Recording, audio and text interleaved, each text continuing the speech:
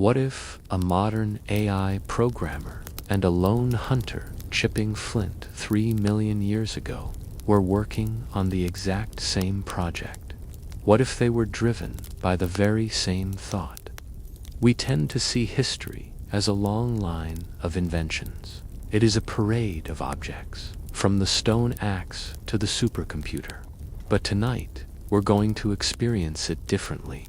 We're going to explore the story of an idea, a single recurring whisper that has echoed through the millennia. There must be a better way. It's a journey into the heart of human ingenuity itself. As we settle in, I'd love to know where you're listening from tonight and what time it is in your corner of the world. It's always amazing to think of us all connecting through this story from across the globe. So, find a comfortable spot, take a slow, deep breath, and let's begin our journey. Welcome to Sleeping Scribe, where calming history stories help you unwind and gently fall asleep. Tonight, in Bedtime History, our story begins not with a person, but with a problem. It was a challenge posed by the raw, untamed world, and the flicker of a new kind of thought in the mind of a distant ancestor. Before the plan, there was only the moment, a world of immediate needs, of reaction. A sharp stone, found by chance, could be used to scrape a hide. A heavy branch, fallen from a tree, could be used to defend against a predator. These were tools of opportunity, not of design. They were gifts of the world, used and then discarded, their potential limited to the shape that nature happened to provide. For millions of years, this was the way. The mind saw a problem, and the hand searched for a ready-made solution in the chaos of the landscape. Then, something shifted. In the vast timeline of our planet, a new consciousness began to stir. For the first time, a mind did not just look for a tool, it imagined one. It saw not just the rock for what it was, but for what it could become. This was a change so profound, it would set the course for everything that was to follow. It was the quiet, monumental birth of technology itself. The world was full of simple tools, crude choppers, made with a few quick strikes. These were the old Duan tools, born around 2.6 million years ago. They were effective, but they were simple. A sharp edge was created, and that was enough. But on the plains of Africa, about 1.76 million years ago, a new kind of being walked the earth. Known to us as Homo erectus, this ancestor carried a new idea. It was the Achillean idea, and its physical form was a tool of such elegance and such revolutionary design that it would dominate the world for over 1 million years. The hand axe. This was not just a sharpened rock, it was a concept. Imagine a lone figure sitting by a dry riverbed. The sun is warm on their back. Before them lies a collection of stones. They are searching, not for a sharp edge, but for a specific kind of stone, a nodule of flint, or perhaps quartzite. They lift one. It is heavy in their palm, its texture cool and rough. They turn it over and over, feeling its weight, its balance. They are not just feeling the stone, they are looking inside it. In their mind, a shape exists. It is a clear, precise image, a teardrop, symmetrical and balanced, with two sharp faces meeting at a fine point. This mental template, this imposition of a preconceived form onto the raw material of the world, was the miracle. It was the absolute core of this first great leap. It was the ability to see a finished tool held within the heart of an unworked stone. This required foresight. It required planning. With the raw flint chosen, the work begins. In the other hand, a hammerstone is held. It is a heavier, tougher rock, chosen for its resilience.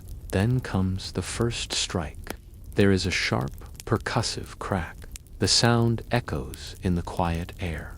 A razor-sharp flake of flint spins away, glinting as it catches the prehistoric sun. This is not random banging. It is a systematic, deliberate process. Each strike is planned, each angle considered. The napper, as we would call them, understands the physics of the stone. They know precisely where to hit and with how much force to peel away a flake just so. They are exploiting what is known as a conchoidal fracture, the natural way this type of rock breaks. With each blow, the teardrop shape becomes more defined. It slowly emerges from its rocky prison, guided into existence by a thinking hand. Fine, gritty dust fills the air. It carries the smell of earth and of effort. Finally, after many careful strikes, the work is done. The figure holds up the finished object. It is a perfect Achillean hand axe. It is symmetrical, a beautiful bifacial tool with a sharp edge running all the way around its perimeter. It fits perfectly in the hand, its weight balanced, its point sharp. The feeling is one of satisfaction, of rightness. This object, born of a mental image, is now a physical reality. It is a bridge between the internal world of thought and the external world of action. This tool was the multi-tool of the Paleolithic. It was not for one job, but for many. Its sharp point could be used to butcher a carcass, separating meat from bone with an efficiency never before possible. Its heavy base could be used to chop wood for shelter, or to dig for edible roots and tubers in the hard earth. It was a single, elegant solution to 1,000 different problems, a testament to the power of a good design. Perhaps the most remarkable thing about the Achillean hand axe is its consistency. These tools have been found across Africa, across Asia, and across Europe, and for over 1 million years, the fundamental design barely changed. A Homo erectus in Kenya, and one in what would one day be France, could create a tool that was almost identical. This speaks to a shared knowledge, a tradition passed down through countless generations. Or perhaps it speaks to a fundamental blueprint, an idea so powerful and so perfect that it became ingrained in the very way these early humans saw the world. Some researchers even wonder if these tools had a meaning beyond their utility. Some are found in pristine condition, almost too perfect to have been used. Were they sometimes created as a display of skill, a social signal to show worthiness or intelligence or fitness? Could the most beautifully made axe have been a status symbol or even a part of a courtship ritual? We can never know for sure, but the artistry involved suggests a mind that could appreciate form and symmetry and beauty, a mind that was becoming, in a profound way, more like our own. The hand axe was more than a tool for survival. It was the physical proof of a new set of cognitive skills. It showed an ability to plan for the future, to hold a complex sequence of actions in the mind. It demonstrated fine motor control and a deep, intuitive understanding of materials. It was, in its own silent way, the first great invention. A hand with a plan had reshaped a piece of the planet, and in doing so, had reshaped the future of its own kind. With a tool in hand, our ancestors could now engage with their world in a new way. They could process food more efficiently, build better shelters, and defend themselves more effectively. They had imposed their will upon stone. But the next great idea wouldn't be held in the hands. It would not be chipped from a rock. It would be captured from the sky. For as long as life had existed, the world was divided into two halves. There was the day, a time of light and relative safety, ruled by the sun. And there was the night, an endless expanse of darkness, filled with unseen dangers and biting cold. The night was a time of fear, a time to huddle in whatever shelter could be found, listening to the sounds of the predators that owned the darkness. The setting of the sun was a daily surrender. Then, one day, a new power entered the world. Perhaps it came as a terrifying flash from the heavens. A sudden, blinding bolt of lightning strikes a dry, dead tree.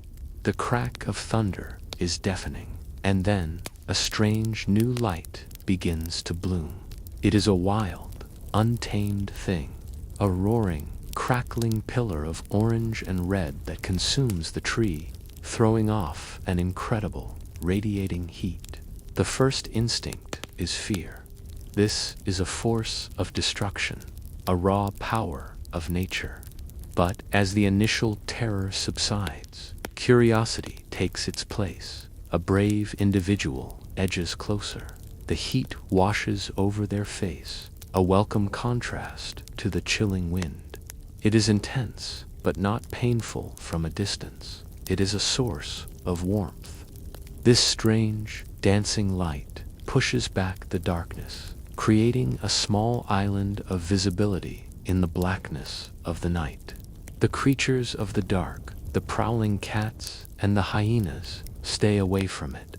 They are afraid of this new light. The circle of light is a circle of safety. This was the first encounter, the opportunistic use of a natural fire, a gift from a storm. For generations, this might have been the only way. Hominins would have learned to tend these natural fires, to keep them alive for as long as possible by feeding them dry grass and branches. They would have carried embers from place to place, wrapped in green leaves and clay, desperately trying to preserve this precious resource. To lose the fire was to be plunged back into the cold and the dark. But the whisper returned. There must be a better way. A way not just to use fire, but to command it, to create it at will. This leap from fire user to fire maker was as profound as the leap from found stone to crafted axe. It was the mastery of a fundamental force of nature, and it required a new kind of knowledge, the secret chemistry of the world. Someone, somewhere, discovered the first secret. Perhaps they were knapping flint, creating another hand axe. They struck the flint not against another piece of flint, but against a nodule of pyrite, a stone rich in iron. A spark flew, a tiny glowing ember. It landed on a bed of dry moss, and, with a gentle breath, it began to glow. A curl of smoke rose, and then a tiny flame was born. This was the magic of percussion, the ability to create fire from the collision of two stones. Another group, in another time, discovered a different secret. They saw how rubbing two sticks together created warmth. What if it was done faster, with more pressure? Using a stick as a drill, spun rapidly against a piece of soft wood, a fine, dark powder was created. As the friction increased, the powder began to smolder. This was the fire drill. Or perhaps they used a fire plow, rubbing a stick in a groove. The principle was the same. Friction could be turned into flame. The ability to create fire at will changed everything. It was a fundamental reordering of life itself. Humanity was no longer bound by the rhythm of the sun. The day could be extended. The night was no longer a time of fear, but a time of community. The psychological impact was immense. To conquer the primal fear of the dark, to tame a force as terrifying as fire, was to see oneself not just as a creature in the world, but as a power that could shape it. With fire our ancestors could move into colder climates.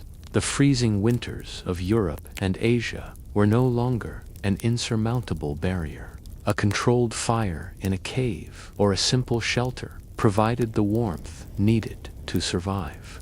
Fire could also be used to shape tools. A simple wooden spear could have its tip hardened in the embers of a fire, turning it into a far more lethal and durable hunting weapon. But perhaps the most transformative power of fire was what it did to food. Cooking was a revolution for the human diet. Many plants that were inedible or toxic when raw became safe and nutritious when heated. Tough meats and tubers were softened, making them easier to chew and digest. Cooking is, in a sense, a form of predigestion. It unlocks calories and nutrients that the human gut would otherwise struggle to extract. The anthropologist Richard Wrangham proposed a powerful idea known as the catching fire hypothesis.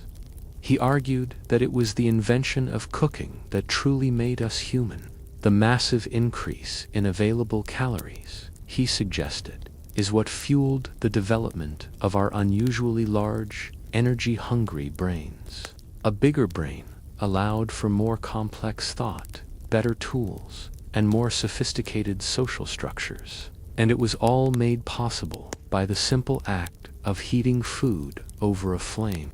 Imagine the first time a piece of meat was accidentally dropped into a fire.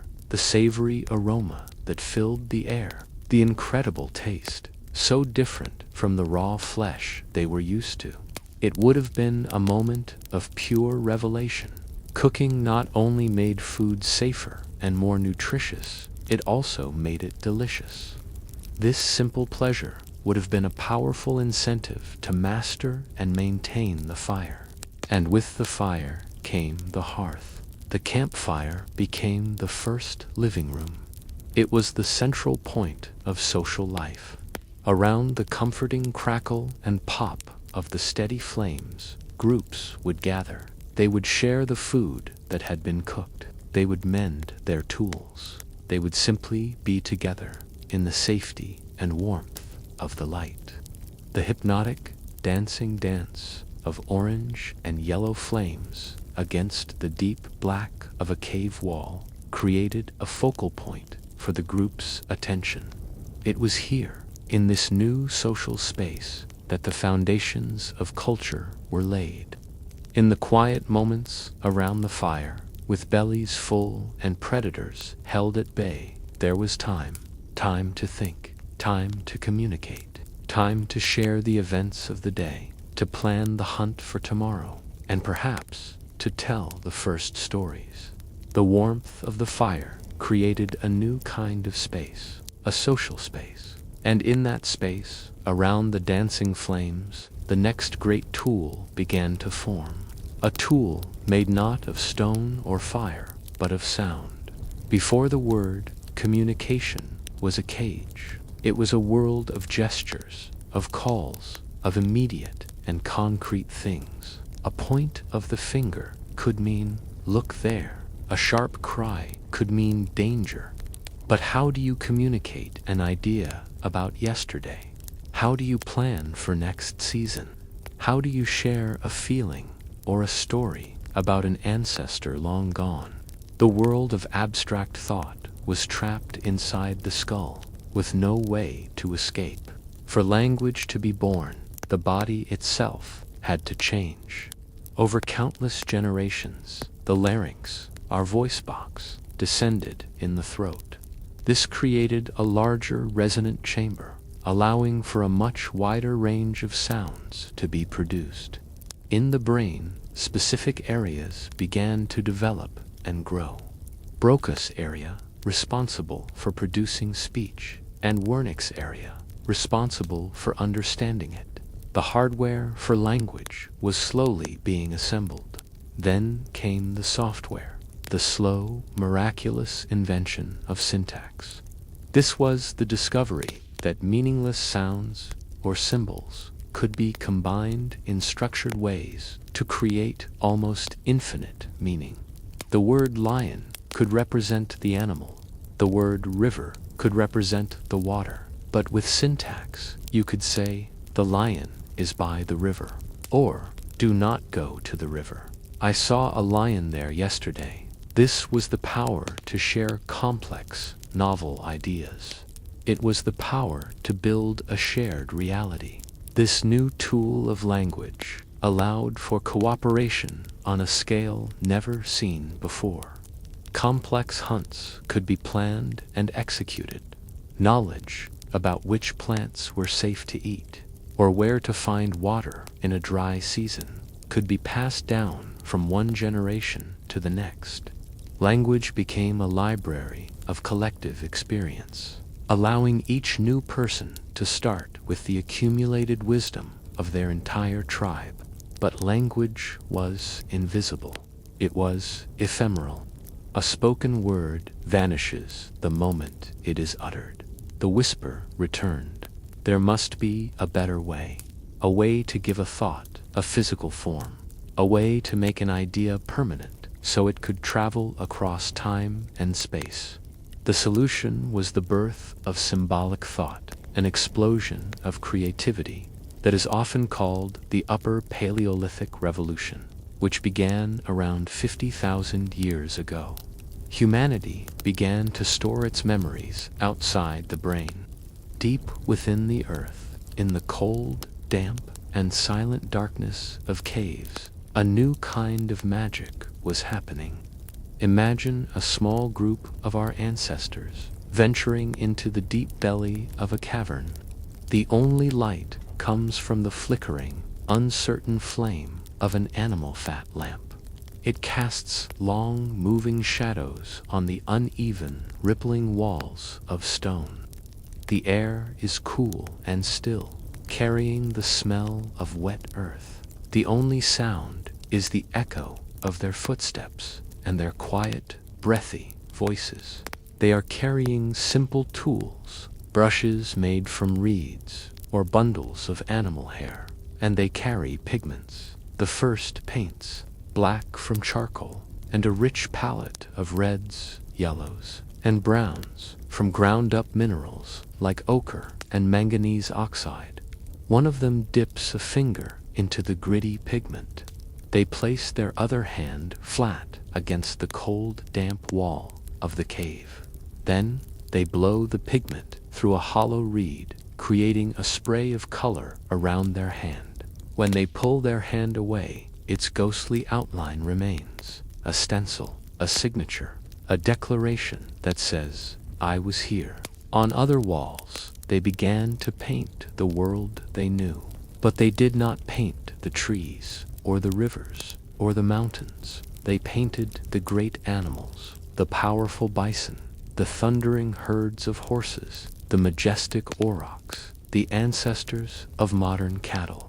Using the natural bumps and curves of the cave walls to give their paintings a three-dimensional quality, they brought these animals to life. In the flickering, shifting light of their lamps, the creatures seemed to move, to breathe. In caves like Lascaux and Chauvet in France, or Altamira in Spain, these galleries of prehistoric art still hold their power. The skill is breathtaking. The artists had a deep understanding of animal anatomy, of perspective, of how to create a sense of motion and life with just a few elegant lines. But why did they do it? Why venture into these dangerous, inaccessible places to create these masterpieces? The theories are many. Perhaps it was a form of hunting magic. By capturing the image of the animal, they believed they could gain power over it, ensuring a successful hunt. This is known as sympathetic magic.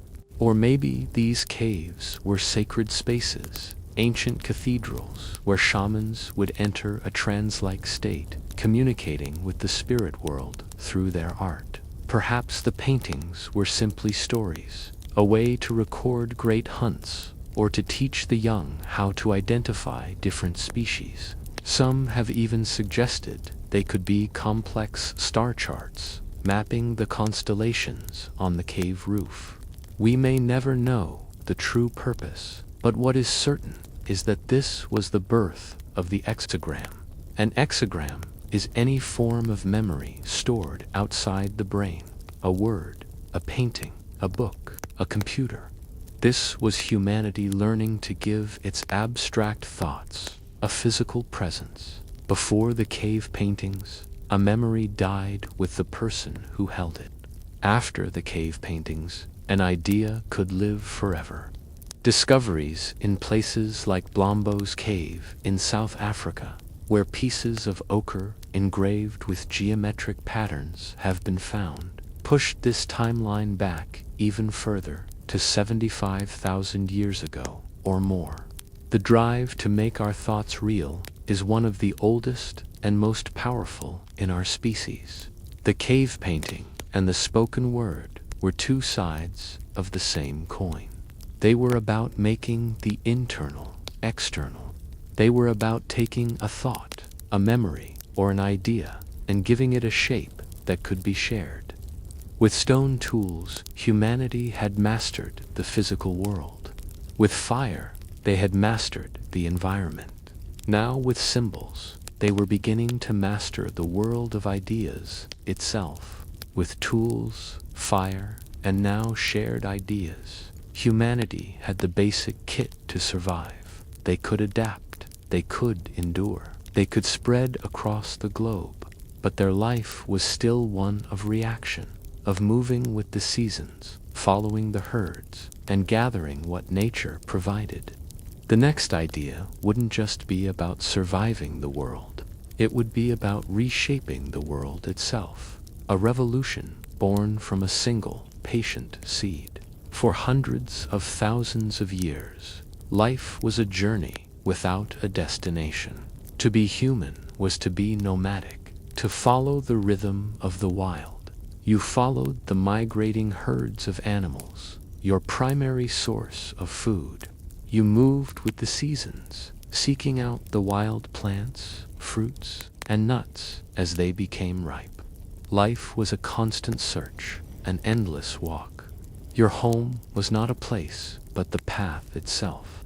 This way of life required an intimate knowledge of the land, but it offered little control over it.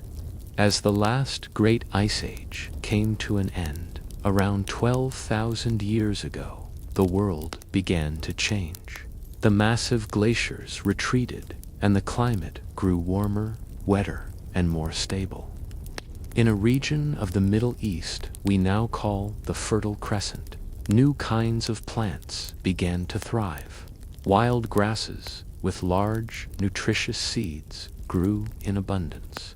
These were the ancestors of wheat and barley. The hunter-gatherers of this region would have known these plants well. They would have harvested the wild grains, a valuable and reliable source of food, but it was still a reactive process. They gathered what nature offered. Then a new observation must have been made. Perhaps a few seeds were spilled by accident near a campsite. The next season, new plants grew in that very spot. This tiny event, repeated over and over, would have sparked a revolutionary thought. What if we planted the seeds on purpose? This was the quiet, patient beginning of the agricultural revolution. It was the ultimate expression of the whisper, there must be a better way. It was the shift from finding food to creating food. It began simply. A small patch of ground was cleared. Seeds from the best wild plants, the ones with the largest grains, were deliberately planted in the earthy soil. The people waited. They watched. They tended the small plot, pulling out weeds and chasing away birds. Imagine the feeling of that first harvest, the rhythmic, sweeping sound of a flint sickle cutting through the stalks of ripe, golden wheat, the sight of a bounty that did not come from a long and dangerous hunt, but from a partnership with the land itself. They had not found this food, they had made it. This was an act of profound hope and foresight. It was a wager on the future, a belief that work done today would yield rewards many months from now. At the same time, a similar process was happening with animals. The relationship with the dog had begun much earlier, a partnership of hunting and companionship. But now, other animals were brought into the human sphere. Wild goats and sheep, valued for their meat and skins, were captured and kept in enclosures. Over generations, the most docile and productive animals were allowed to breed. This was artificial selection. Humanity was now actively guiding the evolution of other species, choosing the traits that were most useful. Soon, pigs and cattle would join these first domesticated herds. This new way of life changed everything. If you have fields to tend and animals to watch, you can no longer wander. The nomadic journey ended. For the first time, people began to build permanent homes. Villages began to form in places like Jericho and Cataloic. Life became sedentary. This was a radical transformation of what it meant to be human. Your world was no longer the vast, open landscape. It was your village, your fields, your home. New technologies emerged to meet the demands of this new life. The plow was invented to turn the soil more efficiently. The sickle was refined for harvesting. Grinding stones, called querns, were developed to process the hard grains into flour. Imagine the coarse, dusty feel of that flour, ground by hand between two heavy stones. And then the taste of the first loaf of bread. A simple food, but one that could not exist without this entire revolution in thinking. The success of agriculture created a new condition in human history, a surplus. For the first time, a community could produce more food than it needed just to survive. This surplus was the seed of civilization. When not everyone has to be a farmer, people can become other things. Some could become skilled artisans, making better pottery or more effective tools. Others could become priests, managing the religious life of the community. Still others could become soldiers, protecting the village and its precious surplus from outsiders. The specialization of labor had begun. This revolution was not a single event, but a slow fire that caught in different parts of the world independently. In China, farmers began to cultivate rice in the wetlands of the Yangtze River. In Mesoamerica, they tamed a wild grass called teosinte, patiently transforming it over thousands of years into the nourishing corn we know today. In the high mountains of the Andes, they domesticated the potato. Humanity all across the globe was discovering the same powerful idea. But this new world was not a paradise. The agricultural diet was often less varied and nutritious than the diet of hunter-gatherers, leading to new health problems. With people living so close together and in close proximity to their animals, diseases could spread like wildfire. And for the first time, the concept of property became a source of major conflict. When your survival depends on a specific plot of land, disputes over borders and ownership can become matters of life and death. Social hierarchies began to form, creating new divisions between people. The patient revolution had its costs. The world was tamed, but it was also made smaller. Villages grew into towns, and with them, a new set of problems arose. How do you manage the fruits of this new labor? How do you keep track of who owns which field, or how many bushels of wheat are in the communal storehouse? How do you send a message further than a person can shout? The solution would be the next great leap for the mind, a way to record the the complex new reality that humanity had built for itself. It's incredible to think how these first sparks of ingenuity still shape our world, from the way we cook our food to the way we structure our towns. As we continue this journey together, I want you to help steer the ship. Let me know in the comments, what topics do you find the most fascinating, and where should our next journey take us? If you're awake and listening to this part, I would love to know what era you'd want to fall asleep to next. The food surplus created by agriculture brought with it a new kind of problem, a problem of memory and of trust. It began with simple tokens, a way to track grain and livestock. But this simple need for a ledger would unlock the ultimate tool for the mind. In the bustling cities of ancient Sumer in Mesopotamia, a new kind of complexity was born. The fields produced vast quantities of barley and wheat, more than any single family could consume.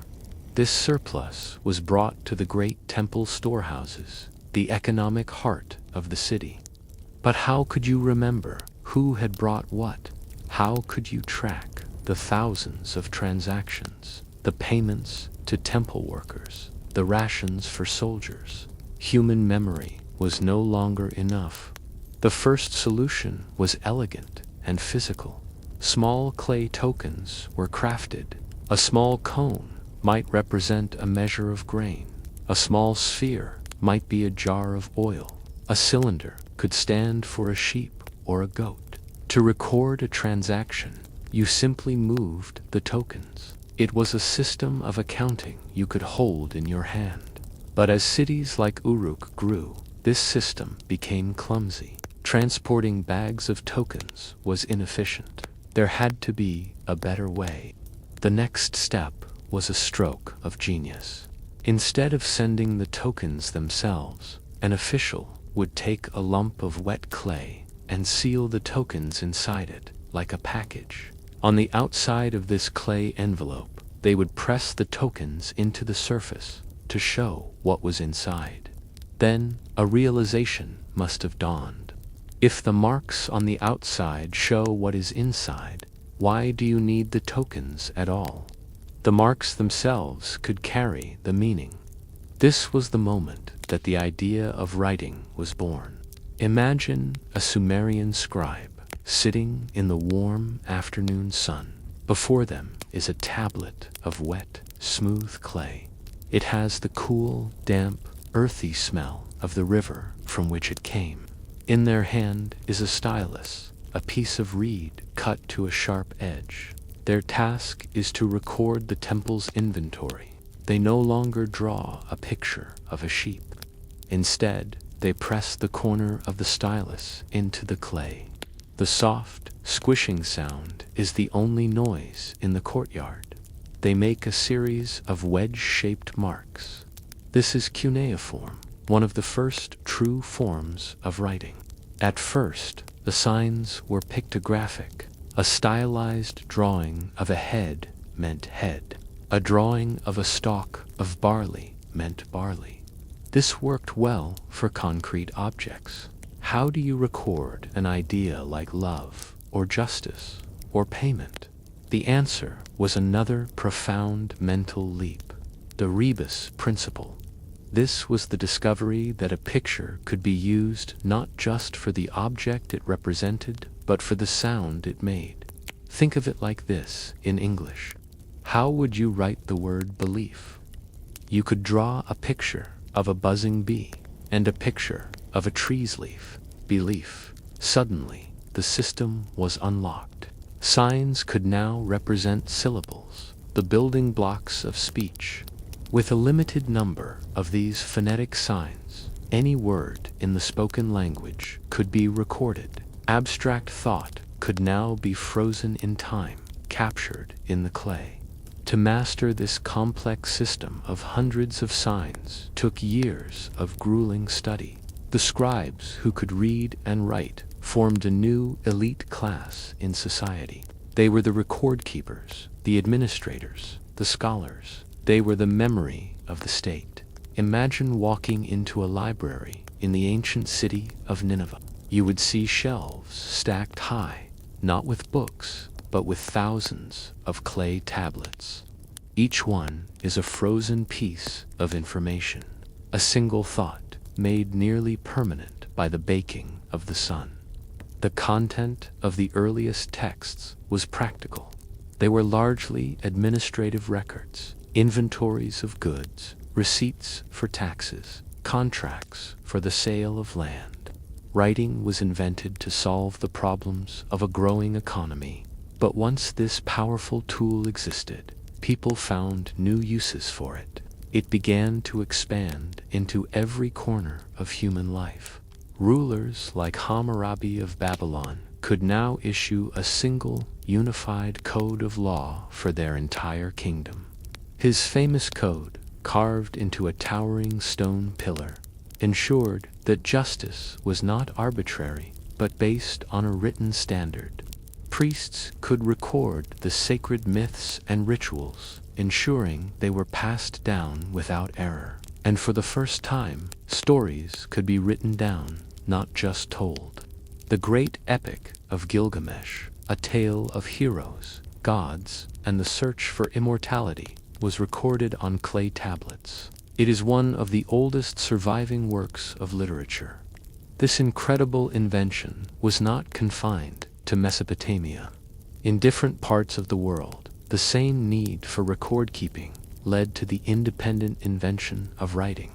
In Egypt, the intricate and beautiful system of hieroglyphs was developed to record the deeds of pharaohs and the secrets of the afterlife. In China, mystical questions were written on oracle bones, the earliest form of Chinese script.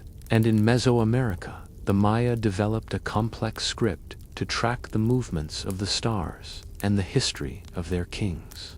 But these systems were still incredibly complex, accessible only to the highly trained.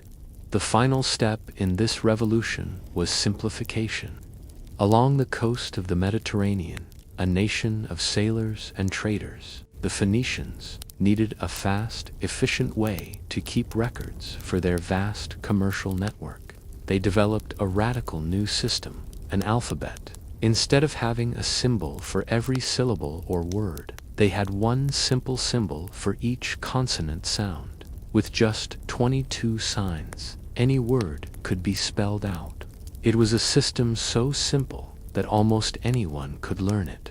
This Phoenician alphabet was the ancestor of the Greek, Roman, and eventually the English alphabet we use today. It was the ultimate democratization of the written word. Now that ideas could be recorded and shared with precision, the complexity of society could grow at an astonishing rate. Laws could be codified, history could be recorded, science could be advanced. But to build the bigger cities and grander empires that these ideas made possible, you needed to move more than just information. You needed to move the very foundations of civilization itself. It is one of the most fundamental shapes in our world. We see it everywhere. But the wheel was not an obvious invention. Nothing in nature moves by rolling on a fixed axle. A log can roll, but it is the log itself that turns. The profound and deeply unnatural idea of the wheel is a platform that stays stable, while a separate circular object rotates around a fixed point beneath it. This was a concept that had to be built entirely from the human imagination, and its first use was probably not for transport at all. Imagine again a craftsman in Mesopotamia around 3500 BCE. They are a potter. For generations, their people have made pots by painstakingly coiling ropes of clay and smoothing them by hand. The work is slow, and the results are often lopsided and uneven. But this potter has a new tool, a flat, heavy disc of clay or stone balanced on a central pivot. With a push, it spins. The sound is a hypnotic, rhythmic whirring. The potter places a lump of wet clay in the center of the spinning disc. As the wheel turns, they can use their hands to gently shape the clay, pulling it upwards and outwards. The pot seems to grow, as if by magic, perfectly symmetrical, flawlessly smooth.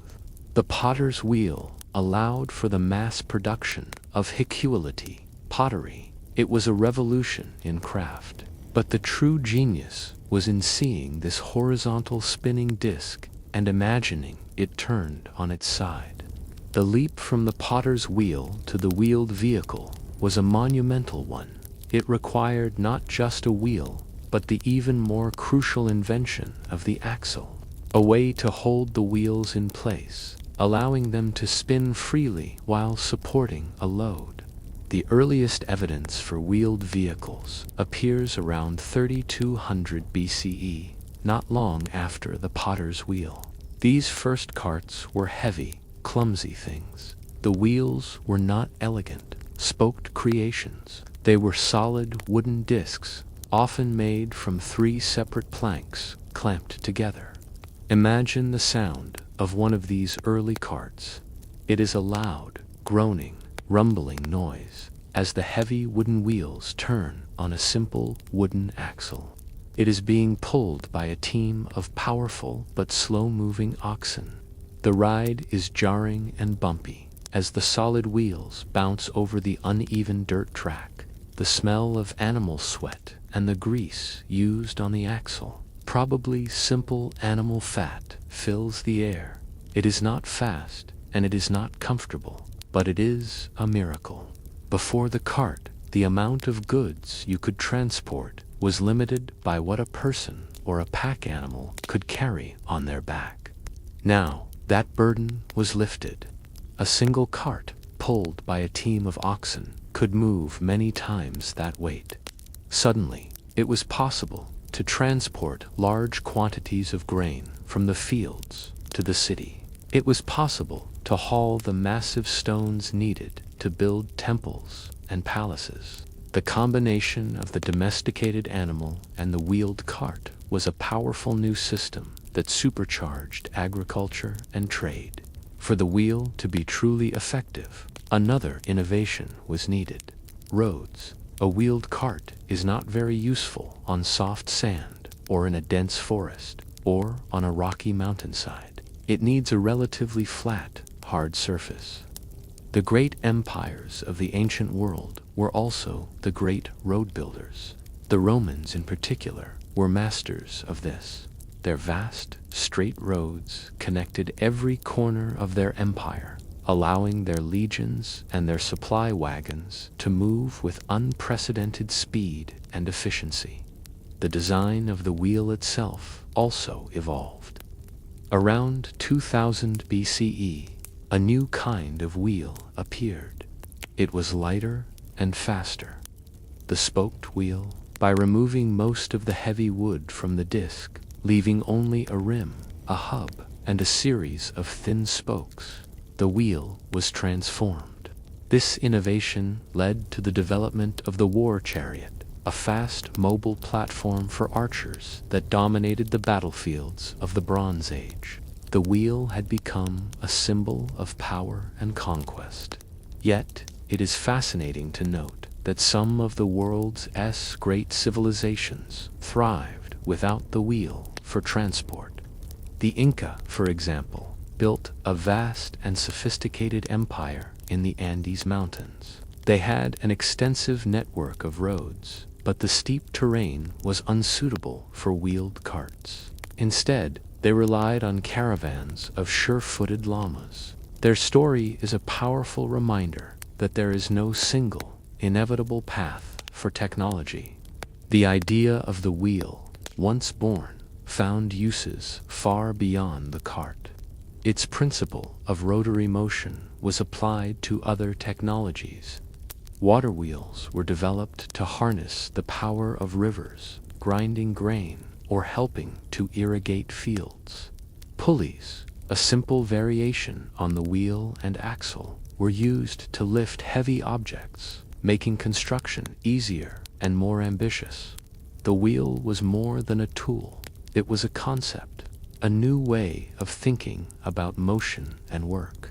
In philosophy and religion, it became a powerful symbol, the wheel of Dharma in Buddhism, representing the cycle of life, the wheel of fortune, representing the unpredictable nature of fate. The simple circle, turning on its axis, had rolled its way into the very heart of human consciousness. The land could now be crossed, its burdens lifted by the power of the wheel. But the world was mostly water. The vast, blue, and intimidating horizon of the sea presented the next great barrier, and the next great opportunity for that restless, curious mind that always thought there must be a better way. To stand at the edge of the sea was to stand at the end of the world. It was a vast, moving, and mysterious place. Early humans learned to travel on the water. Of course, they built simple rafts from logs and dug out canoes carved from single trees. These vessels were powered by muscle alone. Paddling across a lake or down a river was one thing, but to venture out into the open ocean, to truly conquer the vast distances between lands, required a power greater than human arms. It required harnessing a force that was invisible. The idea of the sail might have begun with a simple observation. A person paddling a canoe on a windy day, feeling a strong gust push against their back, making the work a little easier.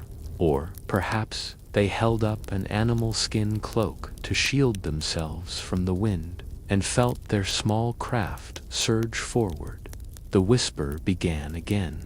What if we could catch this invisible force on purpose?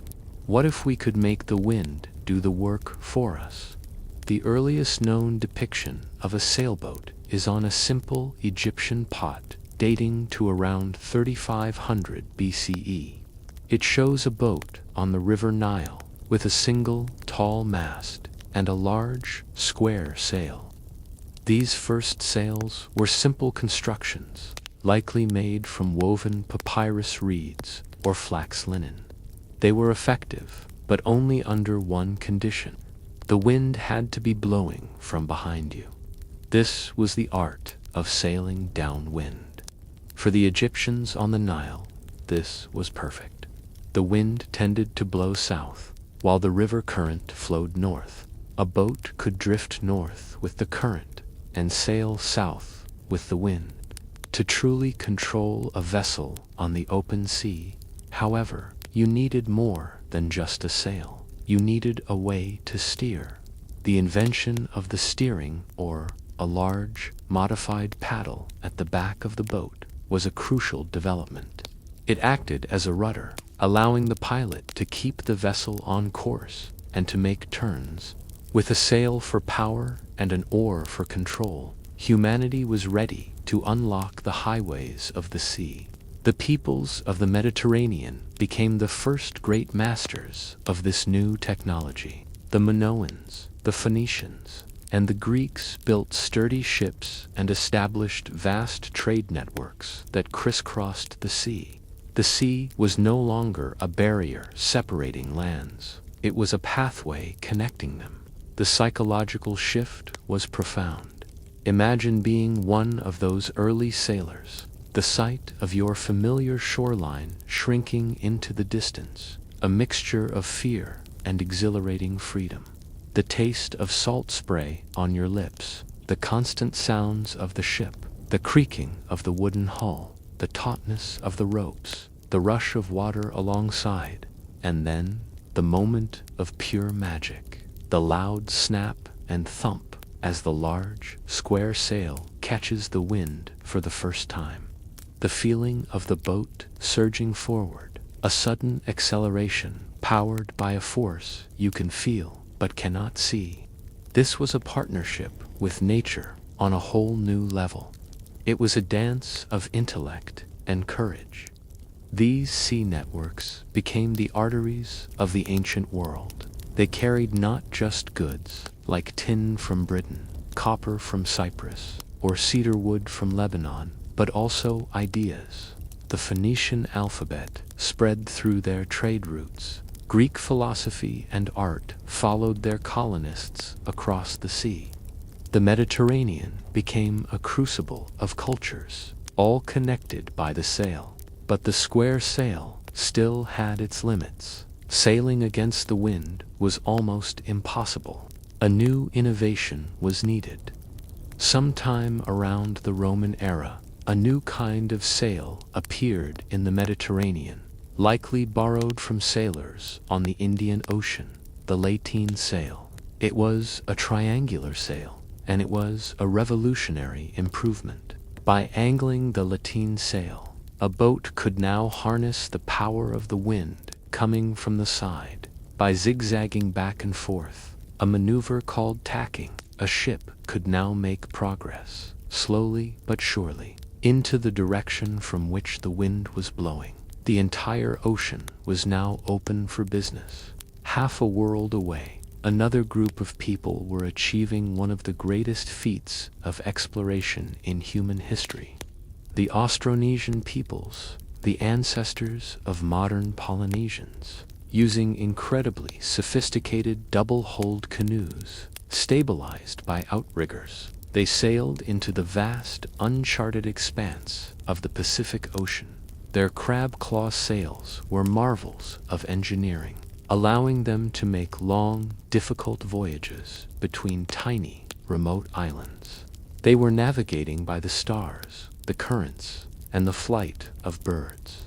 It was a testament to the universal human drive to explore, to see what lay beyond the horizon. With the world connected by road and by sea, cities grew larger, trade networks became more complex, and ambitions grew grander. To build these new worlds, to arm their new armies, and to create their new art, humanity needed stronger, more versatile materials than wood, stone, or simple clay. The answer was hidden all around them, locked inside the rocks themselves, waiting for the transformative power of fire. For millions of years, our history was written in stone. The Stone Age, tools, weapons, and shelters were all shaped from this one abundant material. But stone has its limits. It is heavy. It can shatter. It cannot be made into a long, sharp blade that holds its edge. There had to be a better way. The first hint of that better way was a strange and beautiful type of rock. It was a greenish color, but where it was broken, it had a shiny, reddish-brown luster. This was native copper. It was a metal, pure enough to be found on its own, and it had a magical property. Unlike flint, which shattered when struck, you could hammer this coppery rock, and it would change shape. It would bend. This was the dawn of metallurgy, the period we call the Chalcolithic, or the Copper Age. People learned to hammer this native copper into small tools, ornaments, and awls. It was a start, but native copper is rare. The true revolution would come from unlocking the metal hidden inside the more common, greenish copper ores, and the key was fire. The discovery was likely an accident. A potter's kiln built on clay that happened to be rich in copper or low. To achieve the high temperatures needed to fire pottery, the kiln would have been roaring hot for hours. Imagine the potter opening the kiln the next day. Amongst the hardened pots, they see something new. Small, shining beads of reddish liquid have wept from the ore in the kiln walls and solidified. It is pure copper. They have accidentally discovered smelting. This was a kind of alchemy, the realization that you could take a dull, earthy rock, subject it to intense heat, and transform it into a glowing liquid metal. Furnaces were built, designed to reach the scorching temperatures needed to smelt copper from its ore. Imagine the scene. The overwhelming, radiating heat from the mouth of the furnace. The acrid, metallic smell of the molten metal mixing with the smoke of burning charcoal. A smith opens a tap, at the base of the furnace, and a blindingly bright, orange-white stream of liquid copper flows out into a mold made of stone or clay. A new age was being born in fire. Copper was useful, but it was also relatively soft. A copper axe would quickly lose its edge. A new discovery, made around 3300 BCE, would solve this problem. Someone, somewhere, tried mixing another, much rarer metal with the copper, tin. The result was an alloy we call bronze. Bronze was a revelation. It was much harder and more durable than pure copper. It could be cast into complex shapes, and it held a sharp edge for much longer. The Bronze Age had begun. This new material transformed warfare with bronze swords, helmets, and shields. It transformed agriculture with stronger, more effective tools, and it created new forms of art with beautiful and intricate bronze statues and jewelry. But bronze had a critical weakness. Tin was very rare. The great Bronze Age empires, like the Mycenaeans in Greece or the Hittites in Anatolia, relied on vast, long-distance trade networks to bring copper and tin together. When these trade networks were disrupted around 1200 BCE, it contributed to a widespread societal collapse across the ancient world. The Bronze Age was fragile. A new metal was needed, one that was strong and, most importantly, abundant. That metal was iron. Iron ore is one of the most common elements in the Earth's crust, but it holds its metal much more stubbornly than copper. To smelt iron, you need much higher temperatures, over 1500 degrees Celsius. Reaching these temperatures required a new kind of furnace, the bloomery, which used bellows to force air into the fire, making it burn hotter. Imagine a blacksmith from this new Iron Age, the rhythmic, ringing clang of their hammer striking a red-hot piece of iron on an anvil echoes through the village. Sparks fly with every blow. The iron is not cast like bronze. It is heated until it glows, and then hammered into shape. This early wrought iron was actually softer than good bronze. But smiths soon discovered that by heating the iron in a charcoal fire, it would absorb carbon. This created a new alloy, steel. Steel was harder, stronger, and held a better edge than bronze. When the hot metal is plunged into a trough of water, a hissing plume of steam erupts, and the metal is hardened. The Hittites were among the early masters of ironworking, and their knowledge was a closely guarded secret.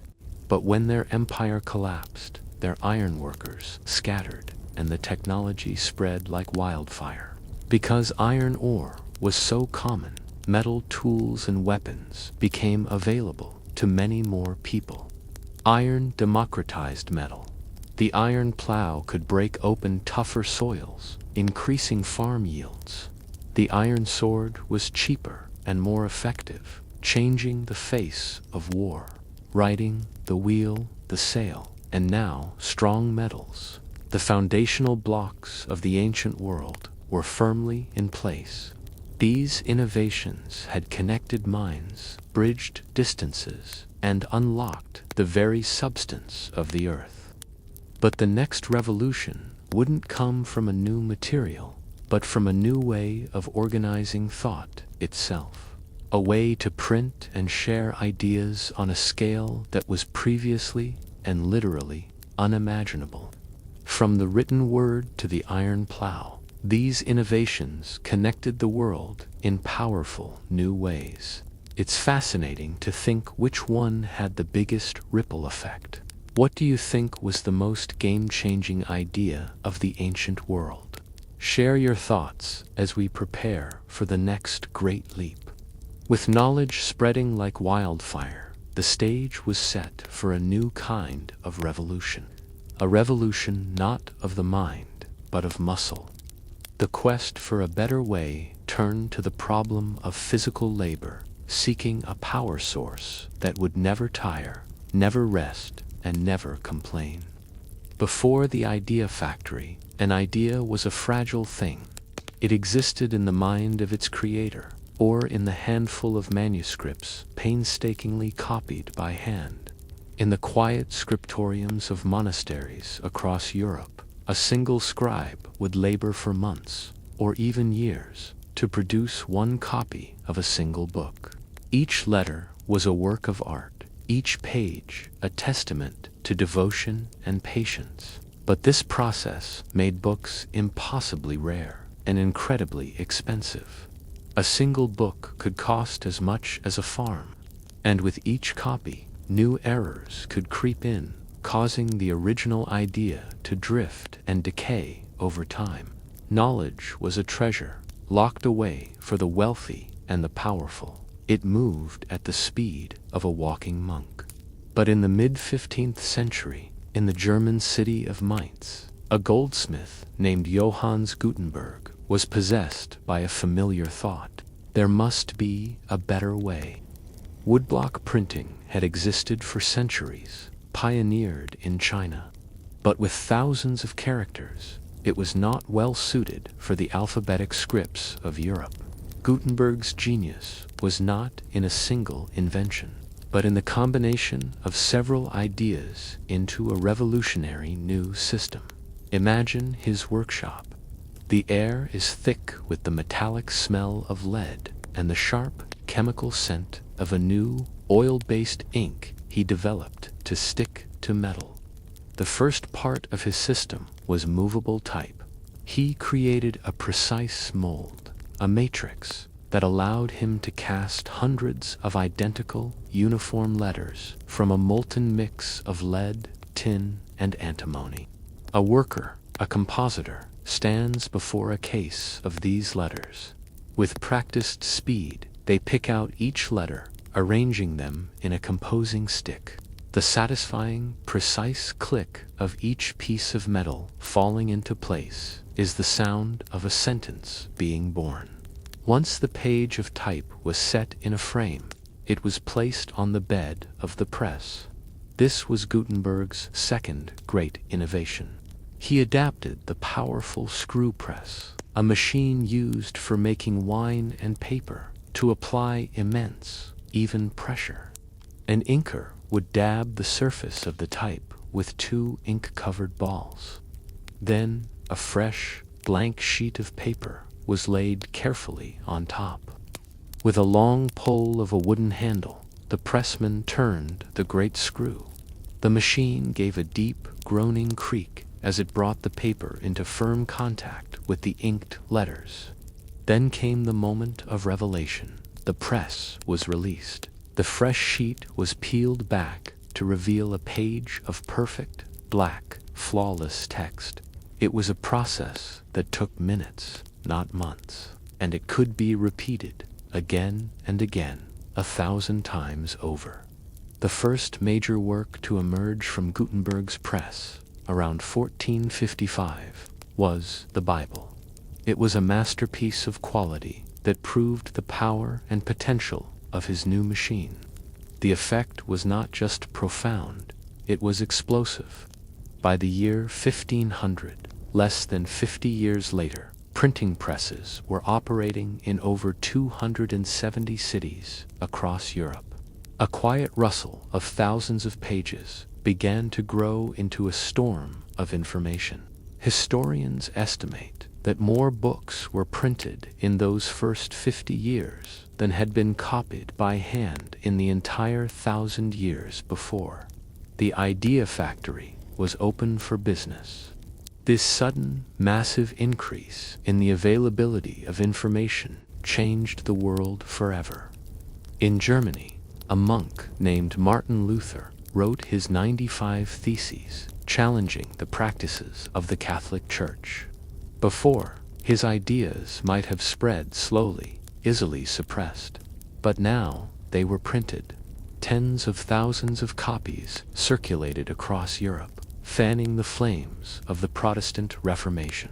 A single person's thoughts could now challenge an empire. In the world of science, the impact was just as great. When astronomers like Copernicus or Galileo made a discovery, they could publish their findings. Scientists across the continent could read the exact same data, check the same calculations, and build upon each other's work with a speed and accuracy that had never before been possible. The scientific revolution was fueled by this free and rapid exchange of printed information. Literacy rates began to climb. Languages became standardized. A new public sphere of opinion was born, where ideas could be debated and discussed by an ever wider audience. The printing press had democratized knowledge, placing the power of the idea into the hands of the many. With knowledge spreading like wildfire, the stage was set for a new kind of revolution, not of the mind, but of muscle. The quest for a better way turned to the problem of physical labor, seeking a power source that would never tire. For all of human history, the world had run on the power of muscle and water, the strong back of an ox, the swift legs of a horse, the tireless turning of a water wheel. But this power was limited. Animals grew tired. Rivers could dry up or freeze. To build the new, expanding world that the printing press had helped to imagine, humanity needed a new source of power, a prime mover, one that could be built anywhere and that could work relentlessly, day and night. The answer lay in the strange, expansive power of steam. The idea was ancient. Hero of Alexandria, a Greek inventor in the 1st century, had created a toy called an aeolipile, a spinning sphere powered by jets of steam.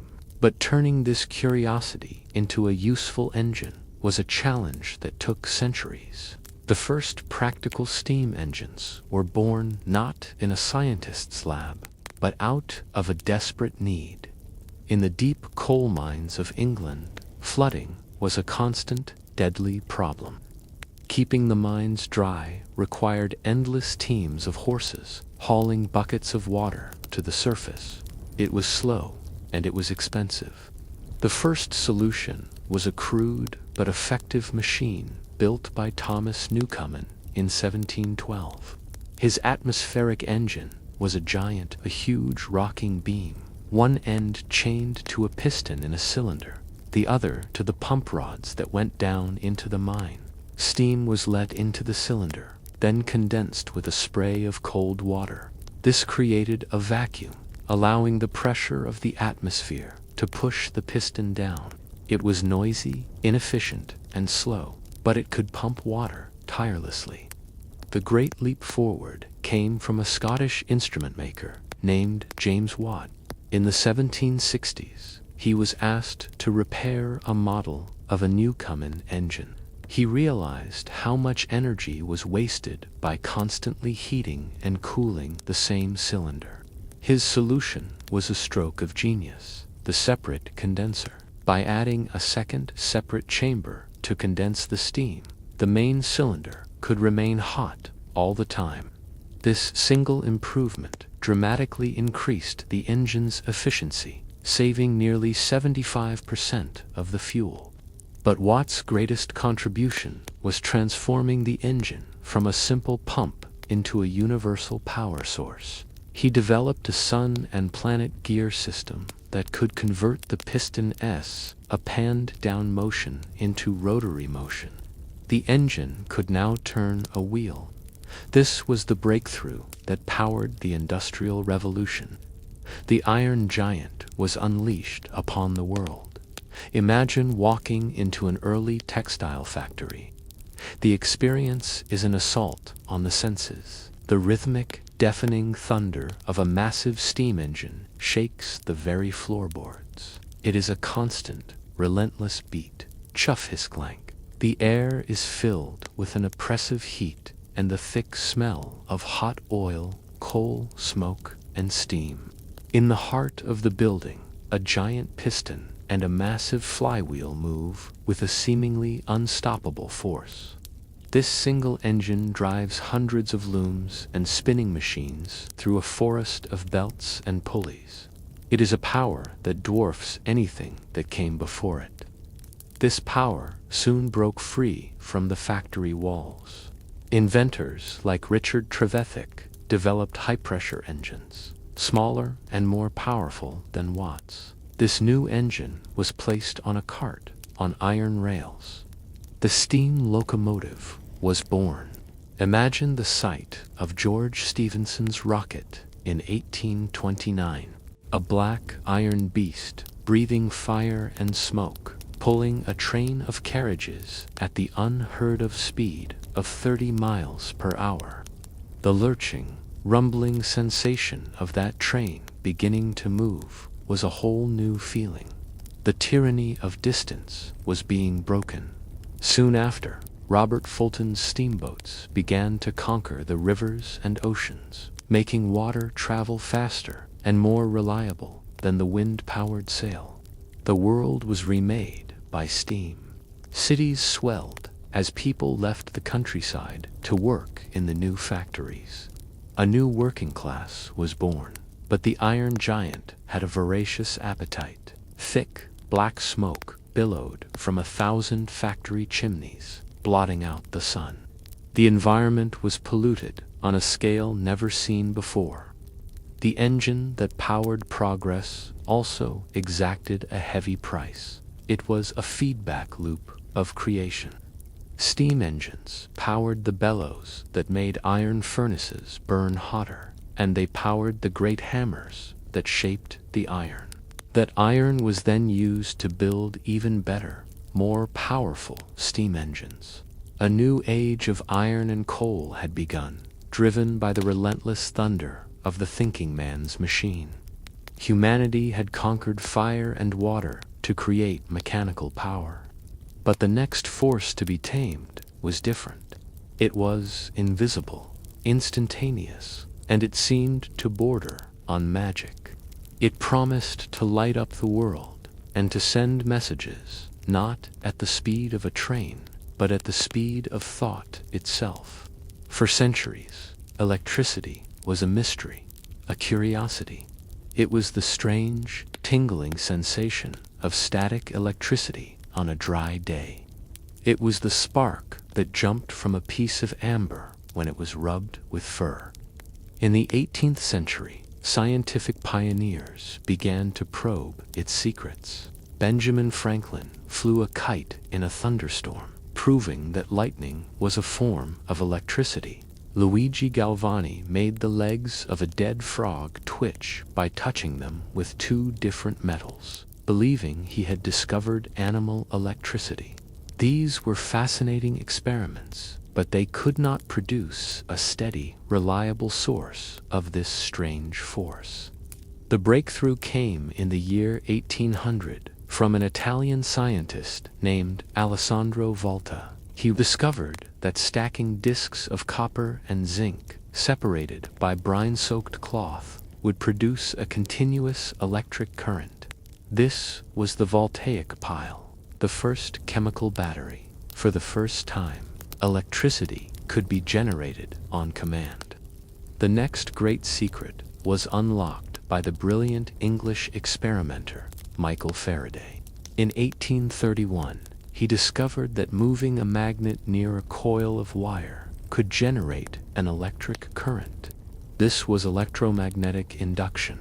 It was the principle behind the electric generator, which could turn motion into electricity, and the electric motor, which could turn electricity back into motion. The invisible link between magnetism and power had been found. The first world-changing application of this new force was communication. Samuel Morse developed a system of sending electrical pulses down a long wire. These pulses, in a code of dots and dashes, could represent letters of the alphabet. In 1844, he sent the first public message on his electric telegraph from Washington, D.C. to Baltimore. The message read, "What hath God wrought? For the first time in history, A complex message could travel faster than a running horse. Space had been conquered by a wire, but the true magic of electricity was revealed when it was used to conquer the night. For millennia, human life had been dictated by the setting of the sun. The night was lit only by the flickering, smoky, and dangerous flames of candles and gas lamps. In the late 1870s, inventors Thomas Edison in America and Joseph Swan in England independently developed a practical, long-lasting incandescent light bulb. Imagine a city street at night, once dark and menacing. Then, with the flip of a switch, a string of electric lamps burst into life. There is no smoke, there is no flicker, just a sudden, silent, and brilliant glow that pushes back the darkness. It was a clean, safe, and seemingly miraculous light. To bring this magic into every home, a new kind of system was needed. Central power stations were built, and vast electrical grids of wires began to spread across the land. This led to the War of the Currents. Thomas Edison championed direct current, or DC, which flowed in one direction, but DC could not travel long distances efficiently. The brilliant inventor Nikola Tesla, backed by industrialist George Westinghouse, championed alternating current, or AC. AC could be easily stepped up to high voltage for long-distance travel, and then stepped down to a safer voltage for use in homes using a device called a transformer. AC was the superior system, and it is the system that powers our world today. Electricity rewired civilization. Electric motors, which were smaller, cleaner, and more adaptable than steam engines, transformed factories once again. The low, constant, almost imperceptible hum of large electrical transformers became the new sound of power. Electric light extended the workday, made cities safer, and forever changed the patterns of human life. The captured lightning was now a domesticated servant, ready at the flick of a switch to illuminate a room, power a machine, or carry a voice across a continent.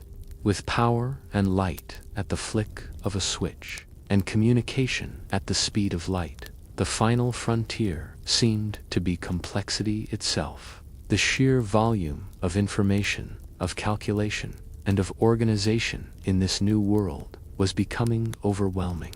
The next great thought was not about building a better tool for the hand. It was about building a better thinker.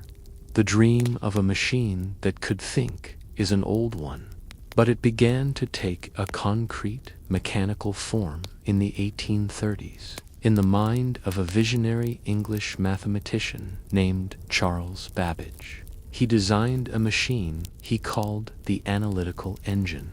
It was a colossal, steam-powered mechanical calculator designed to be programmed with punched cards. It was, in essence, the first design for a general-purpose computer. It was too ambitious for its time and was never fully built. But a brilliant collaborator, Ada Lovelace, saw its true potential. She wrote what is considered the first computer algorithm for it, realizing that the machine could manipulate not just numbers, but any symbol, like musical notes or letters. The idea lay dormant for a century. The next push came from the urgency of war. During World War II, the need to break complex enemy codes and calculate artillery firing tables spurred the creation of the first electronic computers. At Bletchley Park in England, a machine named Colossus was built to help crack German codes, significantly shortening the war. In the United States, a machine called ENIAC was completed in 1946. It was the first programmable, general-purpose electronic computer. ENIAC was a monster. It filled a massive room, weighed 30 tons and was a tangled web of cables and switches. Its brain consisted of over 18,000 delicate glass vacuum tubes that glowed with heat and constantly burned out. Imagine the sound of this room-sized computer, a cacophony of clicking mechanical relays, the constant hum of powerful cooling fans, and the whirring of magnetic tape reels. The air had a unique smell of hot electronics and ozone from the thousands of glowing tubes. Rows upon rows of flashing lights on its control panel indicated the machine's internal state. Programming ENIAC was a tedious physical task.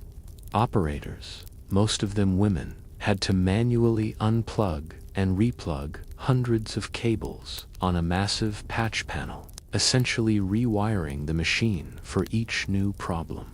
But the results were astonishing.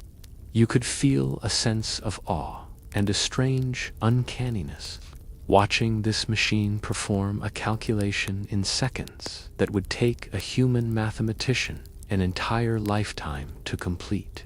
It was a brute force thinker, but it was incredibly fast. The computer age could not have been built on fragile, power-hungry vacuum tubes. The critical breakthrough came in 1947 at Bell Labs, the invention of the transistor. It was a tiny, solid-state switch that could do everything a vacuum tube could, but it was smaller, faster, more reliable, and used far less power. The next leap was the integrated circuit, or the microchip, invented in the late 50s. This placed many transistors onto a single, tiny piece of silicon. The giant brain of ENIAC could now shrink to the size of a fingernail. Just as important as the hardware was a conceptual breakthrough in the computer's design known as the von Neumann architecture. This was the idea that the computer's instructions should be stored in its memory, right alongside the data it was working on. The machine was no longer just a calculator that followed a fixed set of instructions. It could now manipulate its own instructions. It became a truly universal machine. Early on, these thinking machines were used for military calculations, for processing census data, and for complex scientific research. But their true potential was hinted at by Ada Lovelace a century earlier. They were not just number crunchers, they were symbol manipulators. Any piece of information, be it a word, a picture, or a sound, could be converted into numbers and processed by the machine. The door was opening to a new universe of possibilities. The machine that could think logically was born. It was fast, powerful, but it followed its instructions blindly. The final step in our main story is to explore the moment this machine began to learn on its own, bringing the ancient quest for a better way full circle. And so, we arrive at the threshold of our own time. From the first planned strike of a stone, to the controlled explosion of a steam engine, to the silent dance of electrons in a silicon chip, the journey has been staggering. The single, simple thought, there must be a better way, has built a world of wonders. It has connected us, empowered us, and brought us to this moment, where the very nature of invention is changing once more. Thank you for joining me on this main part of our story. I hope it has given you a sense of peace and wonder. Let me know your thoughts on this incredible acceleration of history, and rest well. And now, the main part of our story is told. The great machines have been built. The revolutions have taken place. Now, in the quiet that follows, we can reflect. We can look back at the path we've traveled and contemplate the invisible thread that runs through it all. There's no need to follow every detail now. Just let the words wash over you. Let your mind wander. This is a time for gentle reflection. Have you ever wondered what an idea looks like? Not the result of it, not the machine or the book, but the idea itself, as it travels from one mind to another through the quiet corridors of time. Let's return to that first innovator, holding a simple stone, a plan forming in their mind. What was really happening in that moment? It wasn't just the birth of a tool. It was the birth of a new relationship between the mind and the world. It was the start of an endless, flowing conversation. An idea is like water. It begins in one place, but it rarely stays there. Think of a single thought, a new way of doing something, as a single drop of rain falling into a calm, quiet pool. The idea itself is the drop, but its impact is in the concentric circles that spread silently outwards, touching everything around it. One person sees another's clever new tool, and the ripple begins to travel. Some ideas are like a small, gentle stream, trickling over smooth stones. They are the slow, gradual improvements that take place over vast stretches of time. Think of the Aquilin hand axe. For over 1,000,000 years, its basic form remained the same. Yet, over those countless generations, it was subtly refined. The edges grew a little sharper, the form a little more symmetrical. This was an idea flowing slowly, patiently, shaped by 1,000,000 hands, each adding their tiny, almost imperceptible contribution to the current. Sometimes, two separate streams will meet. They converge, and their waters mingle, creating something new and powerful. This is how it is with technology and culture. The principles of the telegraph, which sent simple clicks down a wire, merged with the principles of sound recording. And from that meeting, the telephone was born. Two currents of thought flowing together, creating a new and wider river. This merging happens with culture, too, a process called syncretism. When Greek philosophy, with its focus on logic and reason, met with the faith of early Christian theology, both were changed forever, creating a powerful new intellectual current that would shape the Western world. Then there are the ideas that arrive like a flash flood. The conditions are just right, the ground is prepared, and a single, powerful idea can reshape the entire landscape in a geological blink of an eye. The printing press was such an idea. The technology of movable type, the press, and the right kind of ink all came together at a time when a growing merchant class was hungry for knowledge. The result was an explosion of information that carved new channels through the bedrock of society. But ideas can also be patient. They can lie dormant, like water in a deep underground aquifer, waiting for the right moment to surface. Hero of Alexandria invented a primitive steam engine in the 1st century, but the world was not ready for it. The idea was a curiosity, a toy. It sank back into the ground of history, waiting. It waited for nearly 2,000 years until the problem of flooded mines and the availability of cheap coal created the right conditions for it to re-emerge, this time as the world-changing engine of the Industrial Revolution. And like water, ideas adapt to the shape of the land they flow through. They are not rigid. When the idea of the wheel traveled to the mountainous terrain of Tibet, it was not used for transport. The landscape was wrong, but the concept of rotary motion was adapted. It was transformed into the prayer wheel, a tool for a spiritual, not a physical journey. The idea took the shape of its new container. This fluid nature of thought also explains the strange phenomenon of multiple independent discovery. Sometimes, an idea is simply ready to be born. The intellectual climate is right. And so, like rain falling from the same great cloud, the same idea will appear in different places at roughly the same time. The invention of calculus by Isaac Newton in England and Gottfried Leibniz in Germany. The theory of evolution by Charles Darwin and Alfred Russel Wallace. They were not copying each other. They were simply drinking from the same river of accumulated knowledge. Even our languages flow this way, borrowing words, changing their course, evolving over time. And beneath it all, some foundational ideas are so fundamental, they are like the water table itself. The concept of the circle, the usefulness of the right angle.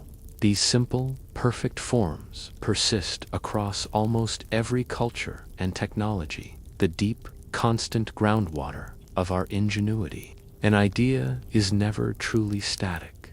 It is a process, a movement. It is mist rising from a lake, turning into a cloud, and traveling far away to rain down again in a new time and in a new mind. If ideas are like water, flowing through time and shaping the world, then our tools are the vessels we create to hold them. They are the cups, the channels, the reservoirs that give these ideas form. But it is worth taking a moment to consider our relationship with the things we make. Are they really separate from us, or are they something more? Think about the simple act of using a hammer. At first, you are aware of it as an object. You feel its weight, the texture of the handle. But as you work, something changes. Your focus shifts from the tool itself to the task at hand. The hammer seems to melt into your grip. It becomes a simple, powerful extension of your arm. The boundary between you and the tool dissolves. You are no longer a person holding a hammer. You are a single hammer-wielding being. This is the secret of all our tools. They are not just objects we use. They are extensions of ourselves. The first stone axe was not just a sharp rock. It was an extension of the fist, making it harder, sharper, and more durable. A spear is an extension of the arm, giving it a reach and power it does not naturally possess. This is the simple, beautiful truth that lies at the heart of our long story. Humanity has consistently remade itself by creating extensions of its own body and mind. Consider the telescope. When you look through its lens, you are not just using a tool. You are extending your sense of sight across hundreds of thousands of miles. Your eye, for a moment, is on the moon, tracing the rim of its ancient craters. The telescope becomes a part of your sensory system. The microscope does the same, extending your vision into a world of invisible life that exists in a single drop of water. This idea was beautifully expressed by the theorist Marshall McLuhan, who said that our tools are extensions of man. He argued that these tools, in turn, shape us. The invention of the clock, for example, was an extension of our internal sense of time. But by externalizing it, by making time something that could be measured and divided into equal units, it changed our society. We began to live by the clock's rhythm, not the sun's. Our tool for measuring time began to shape how we experienced it. A car is an extension of our legs, allowing us to move at incredible speeds and for vast distances. And in turn, this tool has completely reshaped our cities and our sense of place. The telephone is a clear extension of the voice and the ear, erasing distance and allowing two minds to connect as if they were in the same room. A camera is a powerful and poetic extension of our memory, allowing us to freeze a fleeting moment and hold it still forever. In our modern age, this concept is more powerful than ever. The philosopher Andy Clark has proposed the extended mind hypothesis. He suggests that our minds are not confined within our skulls. They naturally leak out into the world, incorporating our tools into our thinking process. A notebook where you jot down ideas becomes a part of your memory. The smartphone in your pocket, with its access to a world of information, becomes an extension of your cognitive self. The internet is perhaps the ultimate extension of our collective mind, a vast, externalized web of human knowledge and memory. There is a saying that we shape our tools, and thereafter, our tools shape us. This is the ghost in the machine. It is the realization that the objects we create are not passive. They actively change how we think, how we perceive the world, and how we relate to one another. The invention of writing may have literally rewired our brains, fostering a more linear and abstract way of thinking. The tools we make are the mirrors in which we see ourselves, and the molds in which we cast our future selves. Just as a spider builds a web that is both a tool and a perfect extension of its own senses, we to build a web of technology that is an extension of our own minds. Our tools extend us, allowing us to do things we could never do alone. They are born from a desire to make things better, but every action has an equal and opposite reaction. Every step forward on our long journey has left a footprint on the world and on ourselves. In this quiet, reflective space, let's gently consider the other side of ingenuity.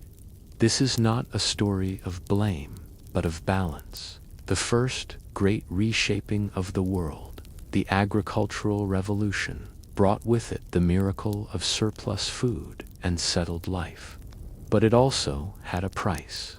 To create fields for our crops, we cleared ancient forests. The rich topsoil, no longer held in place by the roots of trees, began to erode.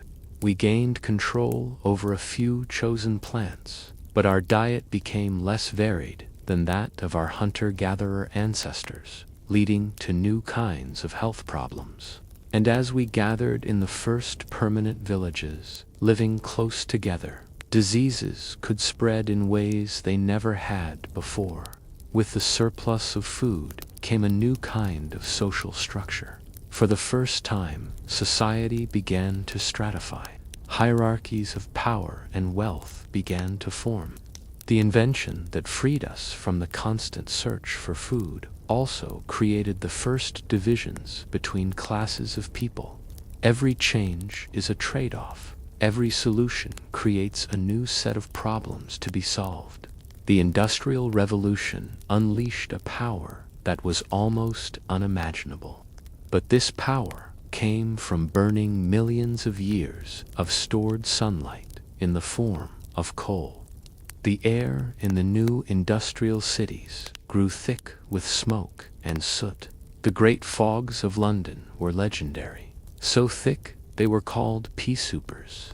Imagine a once clear river like the Thames, a source of life for millennia, now running dark and foul with industrial waste and human sewage. The new factories could produce wonders, but they were often built on the backs of a new working class.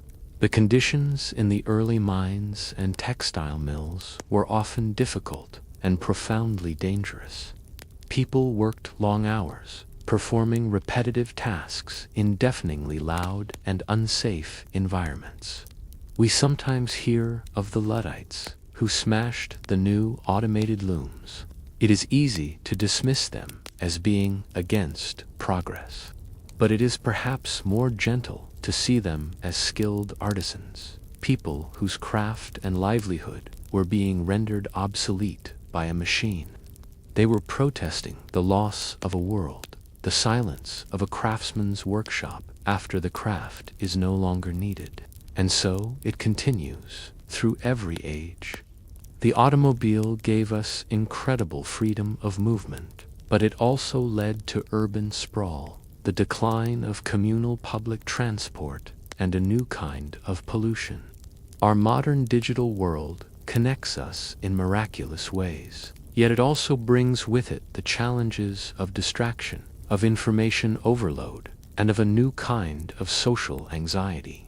Every new technology raises new ethical questions, from the terrifying power of the atom bomb to the complex challenges posed by artificial intelligence. To acknowledge these costs is not to condemn the journey. It is simply to see it in its entirety. It is to understand that progress is not a simple, straight line towards perfection. It is a complex, messy, and deeply human story. It is a story of trial and error, of unintended consequences. It is the gentle sound of rain, washing a grimy city street clean. It is the feeling of looking at an old photograph and thinking not just about what was gained, but also about the beauty of the world that has been lost. And yet, despite the costs, despite the challenges and the unintended consequences, the unbroken thread remains. The quiet, persistent impulse to create, to improve, to seek a better way continues. It is a constant, gentle hum beneath the noise of history. Let's conclude our reflection by considering the simple human core of this entire story. This impulse, this constant hum of ingenuity, is not the special property of a few great inventors. It is a fundamental part of the human experience. It is a universal language of problem solving that is spoken in every culture, in every time. It is the quiet process of tinkering, of seeing what is available around you and combining it in a new way to solve a problem. It is Miklich, the art of making do, which so often leads to the art of making something new. Think of the role of simple curiosity and play. A child stacking blocks is not just playing. They are experimenting with physics. They are testing hypotheses. They are trying to find a better way to build their tower so it does not fall. This playful curiosity is the wellspring of so many great innovations. It is the freedom to ask, what if? We see this gentle hum in the grand, sweeping stories we have told. In the lone, patient maker of a hand axe, sitting in quiet concentration, in the medieval scribe, developing a new style of script to be more clear, in James Watt, contemplating the inefficiency of a steam engine. But this is the exact same mental process, the same quiet hum that we find in the most everyday acts. It is present in the kitchen, when a cook without a recipe combines ingredients, trusting their intuition and experience to create a nourishing meal. It is in the garden, when a gardener figures out a clever way to stake up a tomato plant or to protect their seedlings from a late frost. It is there in the garage, when a person patiently works to figure out why an engine will not start, a puzzle of moving parts and principles. It is the simple, deep satisfaction of fixing something that was broken, the feeling of a key finally turning smoothly in a stubborn lock. Progress isn't just about famous inventors or big events. It's way deeper than that. It's all those quiet moments when everyday people think there's got to be a better way. It's the combined wisdom of countless folks over generations, each making small changes that add up to something truly amazing. The simple, elegant drawing of a light bulb appearing over a character's head is our modern symbol for this moment, the moment of insight. But it is a feeling everyone knows. It is the quiet sense of connection you feel when you look at an ancient pot in a museum and you can see the faint trace of the potter's fingerprints in the clay. In that moment, you are connected to them, mind to mind. You are connected by the shared, timeless, and universal human impulse to make, to shape, and to improve. This constant hum is the music of our story. It has played since the very beginning, and it continues to play now in the quiet of this moment. And so, the unbroken thread of ingenuity stretches from the distant past right into this very room, into our own minds. It's a legacy, not of kings or empires, but of thinkers, dreamers, and tinkerers. A legacy of quiet moments and brilliant flashes. I hope these thoughts have brought you a sense of calm and connection to this immense and wonderful story. If you are still with me, welcome to the final chapter of our bedtime history. There is nothing left to learn, nothing you need to remember. This is just a quiet space for your mind to drift. These are just a few final echoes from our long story, a few last gentle thoughts to accompany you as you drift deeper and deeper into rest. For every invention that changed the world, 100 others flickered and vanished. For every path that became a highway, 1,000 others grew over with the passage of time. Let's wander for a moment together through a quiet museum of forgotten dreams. Imagine a vast, quiet building. The air is still and cool. The sun has set, and the only light comes from the soft glow of the moon through the high, arched windows. We are walking through a museum long after closing time. There are no crowds here.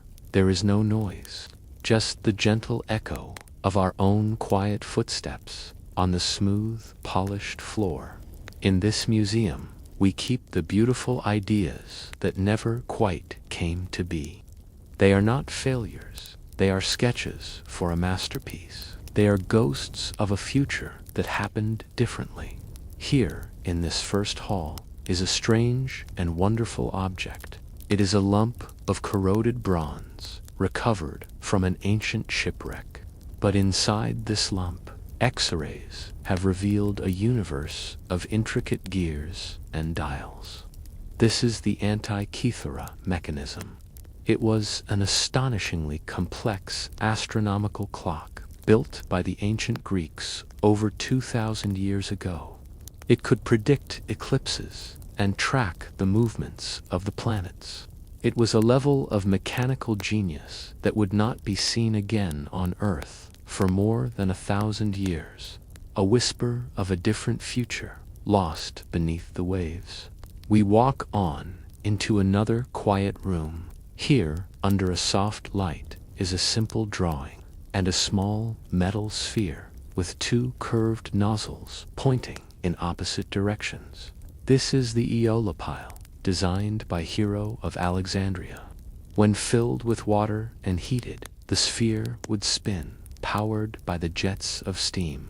It was the first steam turbine, but in its time it was seen only as a novelty, a clever toy for a temple.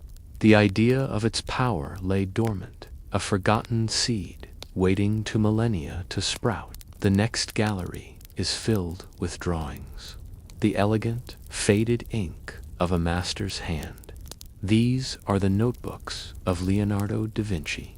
We can almost imagine the gentle sound of his creations. A flying machine with great, flapping wings of wood and canvas, an armored tank with a shell like a turtle, a mechanical knight that could stand and wave its arms.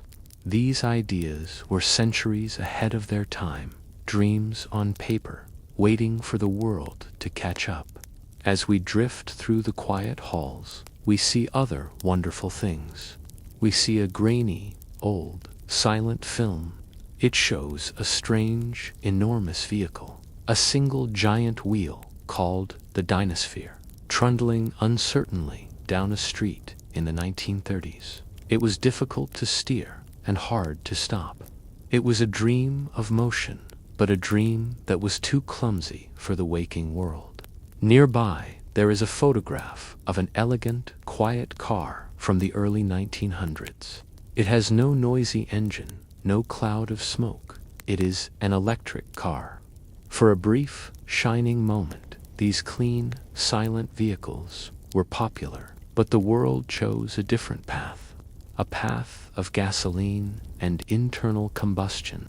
The quiet electric car became a ghost, a whisper of a cleaner, quieter world that took another century to begin its return. There is a strange sadness here, but it is a gentle sadness, a wistful feeling for the beauty of the ideas themselves. We see models of Buckminster Fuller's efficient, round Dymaxion house, a home designed like a machine for living. We see blueprints for great steam-powered birds that never manage to fly. We see the story of Fordlandia, a perfect American town built in the heart of the Amazon, a utopian dream that could not survive in the jungle. Each forgotten dream in this quiet museum reminds us that the path of progress is not a straight line. It is a branching tree of possibilities. For every branch that grew towards the sun, another withered in the shade. These ghosts of technology are not failures. They are proof of the endless, restless, and beautiful creativity of the human mind. They are the paths not taken, and they are just as much a part of our story. Sometimes, the path to a better way isn't a straight line drawn from a blueprint. Sometimes, it is not a grand plan at all. Sometimes, it is a stumble in the dark, a happy accident, a beautiful mistake that reveals something wonderful and new.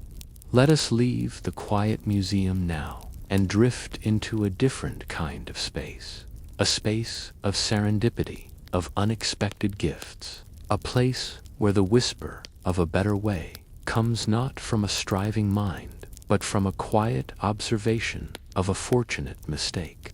Imagine a laboratory in London in 1988. A scientist named Alexander Fleming returns from a holiday. He is a little messy. He has left some petri dishes out, filled with bacteria. He notices that one of the dishes has been contaminated. A small patch of blue-green mold is growing on it. His experiment is ruined. He could have been frustrated. He could have simply thrown it away, but instead, he looked closer. He saw something strange. In a clear circle all around the mold, the bacteria were dead. The mold was producing something that was a poison to the germs. This ruined experiment, this happy accident, was the discovery of penicillin, one of the greatest life-saving medicines in all of history, born from a moment of contamination. Now let our thoughts drift to another laboratory, this time in the United States. In the 1940s, an engineer named Percy Spencer is working on a radar set, a machine that uses powerful microwaves. He has a chocolate bar in his pocket. As he works near the machine, he notices something strange. The chocolate bar has melted. He is curious. He tries another experiment, this time with popcorn kernels. They begin to pop. This was not part of his plan. It was just a strange observation. But from that melted candy bar, the idea for the microwave oven was born. A new way of cooking, found by accident. Sometimes the goal is one thing, but the journey leads somewhere completely unexpected. A scientist at a large company was trying to create a super strong adhesive, a glue that would be permanent. He failed. Instead, he created a very weak adhesive. It would stick to things, but it could be easily peeled off without leaving a mark. It seemed like a useless invention. But another scientist at the same company realized this weak glue was not a failure. It was a solution to a different problem. He used it to create little notes that could be stuck to documents and then easily removed.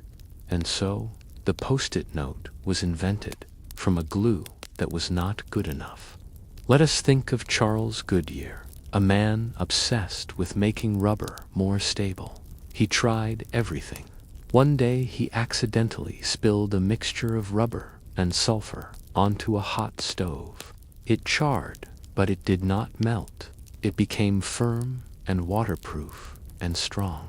He had discovered vulcanized rubber by pure chance. Or Wilhelm Röntgen, who was experimenting in a dark room and noticed a screen on the other side of the room was glowing with a strange light.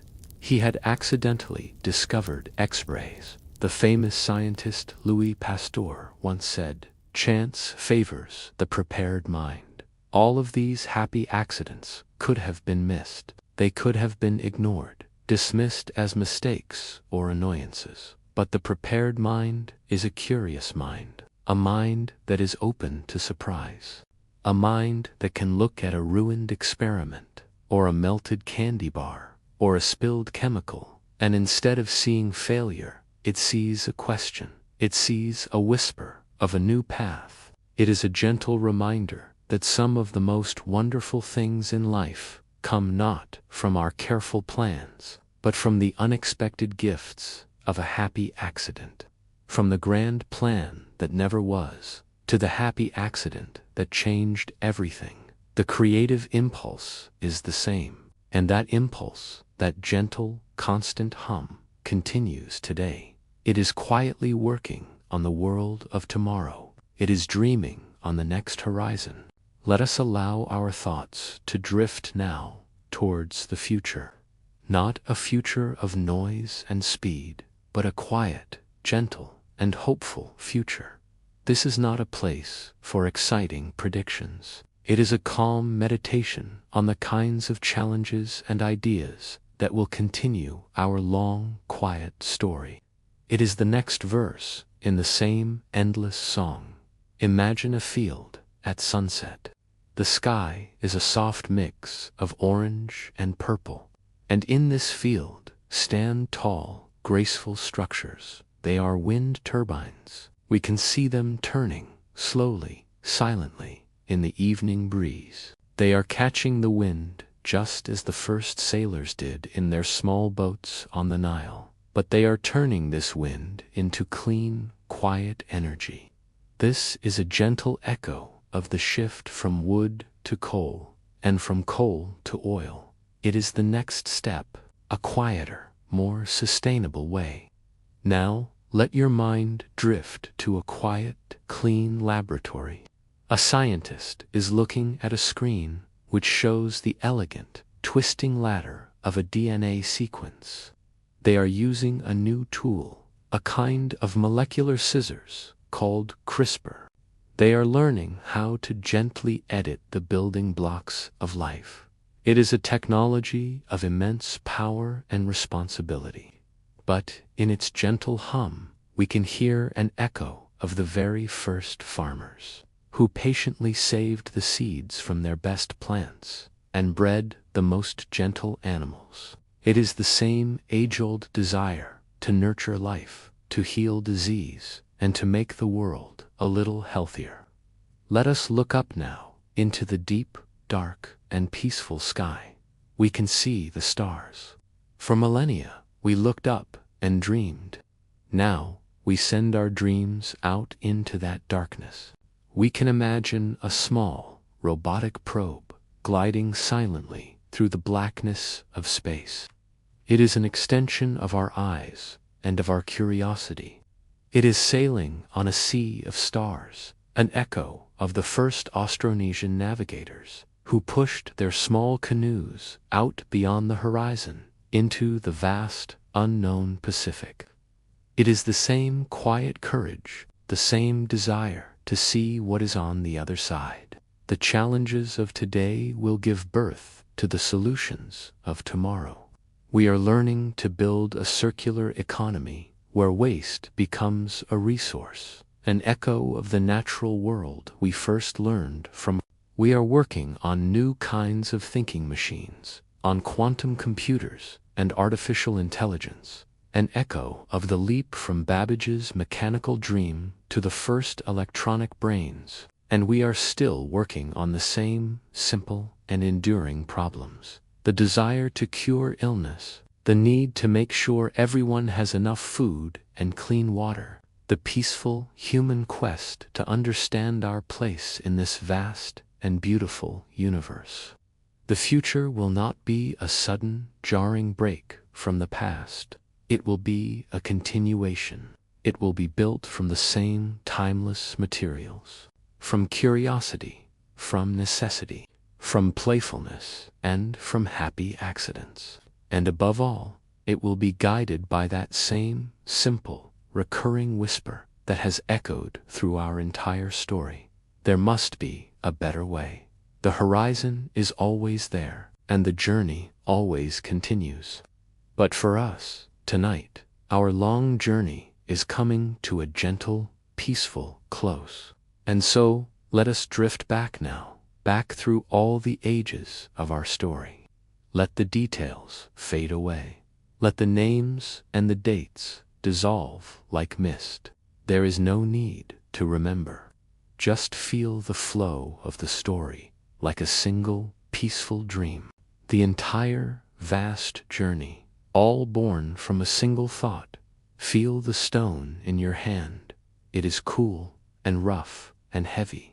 It holds a promise of a better way. Feel the warmth of the first fire on your face. It pushes back the cold and the dark. It is a circle of light and of safety. Hear the faint echo of a story told in a deep cave. See the shapes of animals dancing in the flickering light on the stone walls. See a vast field of golden wheat waving gently under a warm sun. The gift of a patient revolution. Feel the cool, damp clay of a tablet in your hands, covered in the wedge-shaped marks of the first words. A thought made real. Hear the slow, groaning rumble of the first heavy wooden wheel, lifting the burdens of the world. Feel the sudden surge of a boat as its simple sail fills with the invisible power of the wind. Hear the rhythmic, ringing clang of a blacksmith's hammer on red-hot iron, shaping the secrets of the stone into something stronger. And then the river of ideas begins to flow faster. The quiet rustle of a million printed pages, the deafening, rhythmic thunder of the iron giant, the steam engine, the sudden, silent, magical glow of the first electric light, and the quiet, constant hum of the first thinking machine, its flashing lights like a new constellation in a dark room. All of it, from the stone to the fire, to the fields, to the stars, all of it flows together now. It is one story, one long, unbroken thread. All of it born from that same, single, quiet, and persistent thought. The simple, hopeful, human thought, there must be a better way. The story is one, the journey is ours, and now it is time for rest. The story of our ingenuity is a long and peaceful river, flowing from a distant spring all the way to the great, quiet ocean of tomorrow. And you are a part of that river. The same spark of wonder that lit the first fire is in you now. Thank you so much for spending this time with me tonight.